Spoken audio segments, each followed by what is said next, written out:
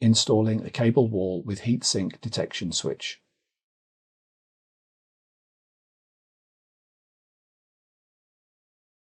Align the cable wall with the screw holes on the system board, and then lower down the cable wall.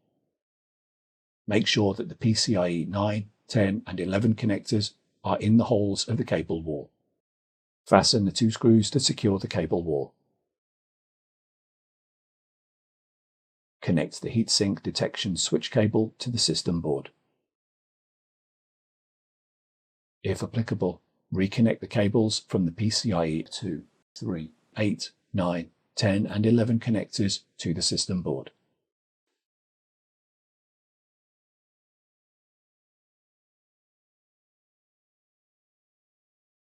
Reinstall the intrusion switch. Align the intrusion switch with the guide slot and shoulder pin on the chassis, and then push the intrusion switch in until it is seated in place.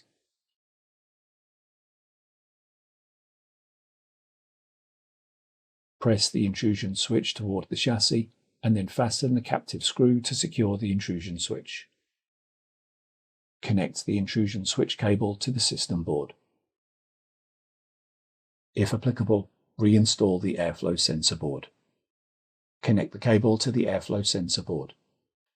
Lower the airflow sensor board to the cable wall and then slide it forward until it is seated in place. Fasten the 2 screws to secure the board.